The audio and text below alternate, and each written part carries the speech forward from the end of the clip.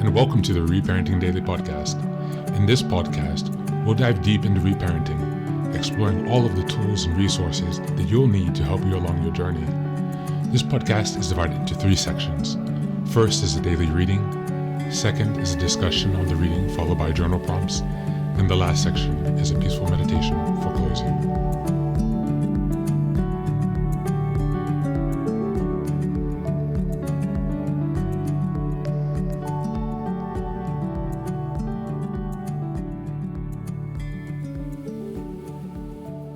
Good morning, good afternoon, good evening from whenever and wherever you're joining us. Thanks for being here for another day of reparenting. Go ahead and give us a like, share, subscribe, and follow wherever you're listening. A 5-star review on Apple Podcasts or a Spotify podcast would be greatly appreciated, as it helps us to spread the word. Today we're going to be reading an article from Positive Psychology. As always, I'll be reading a short portion of the article, and the link is in the show notes. There you can find the entire article and check out more. Reparenting, seeking healing for your inner child. In our work as therapists, we often encounter the undeniable truth. We never truly outgrow our inner child. A useful part within us persists, sometimes surfacing to seek acknowledgement and expression. Have you ever noticed an unexpected surge of emotion, seemingly from a place deeply rooted in your past, and been left wondering, why did I react that way? This experience represents an integral part of our psyche, shaped during our formative years and yearning for recognition and acceptance. We call this part of ourselves the inner child. When nurtured and acknowledged, the inner child brings forth a wellspring of creativity, inspiration, and joy. However, when neglected or wounded, it can leave us feeling disconnected and unfulfilled, playing out in old patterns that are familiar to old insecure attachment dynamics from long ago. What is reparenting? As a therapist, we understand that the journey of healing is not a quick fix, but rather a profound process of self-discovery and growth. Reparenting can be one part of this healing process. Reparenting with Lucia Capiccione, invented in the 1970s, offers a transformative method for healing the wounds caused by insecure attachment to our childhood caregivers. By nurturing and validating this vulnerable aspect of ourselves, we learn to provide it love and protection it may have lacked in childhood.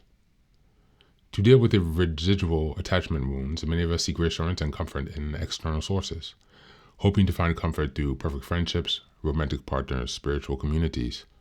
Yet, this often proves to be a temporary fix.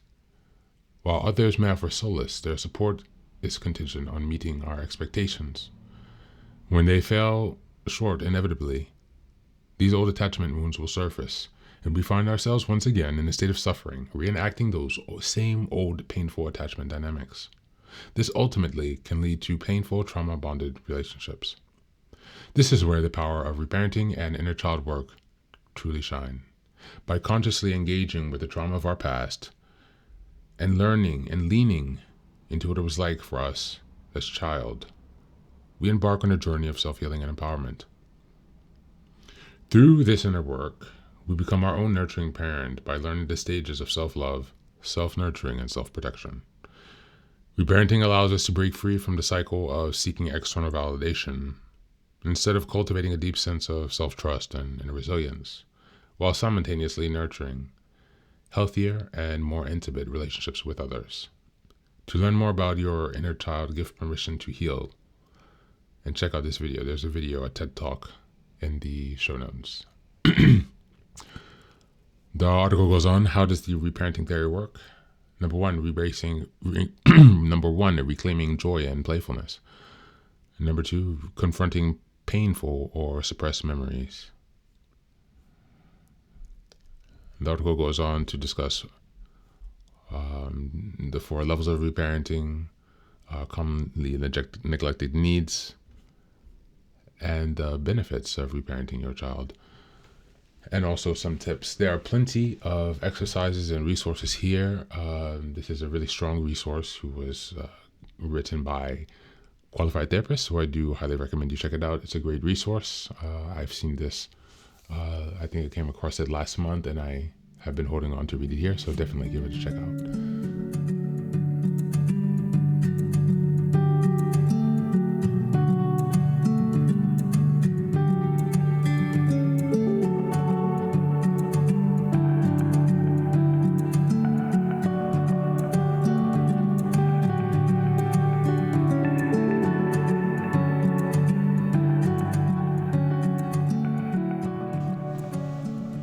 Welcome back, guys. Yeah, so episode 183. Yesterday was the halfway point. We are officially over the hump, over the 6 months marker for the year, if you've been following every day, which is really great news for our dedication to reparenting. I'm really proud of myself and everyone else who's been joining me along the way. Thanks again for all of your support. As we now look at this article and we reflect on reparenting, as we reach this benchmark and we think about the importance of self-compassion in this journey, the past few readings have been quite heavy, as all of them have been, but also quite emotional and personal, because we're required to look and start reflecting on our stories to understand what we gained and what we did not gain and the harms done, and then how to move forward from that.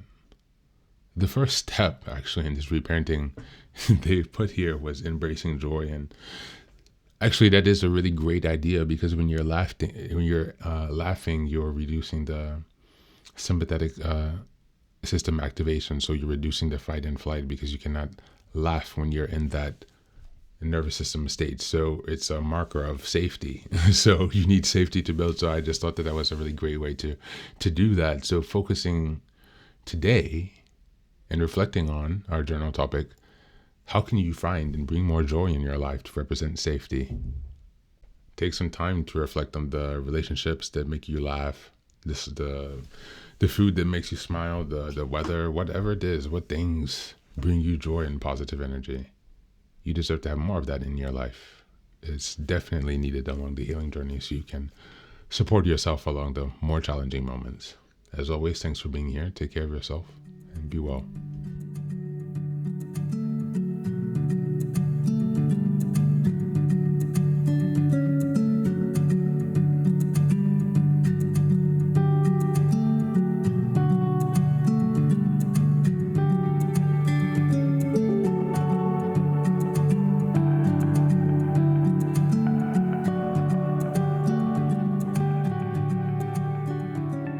And now, let us move on to the final section, the meditation. This is an unguided meditation. I will simply provide some music and you can take some time to relax. Please feel free to choose a location and a place where you feel safe and where you can be undisturbed for the next 10 minutes. You can choose to be sitting down, standing, as you like, wherever you are most comfortable. Thank you for being here and enjoy the meditation.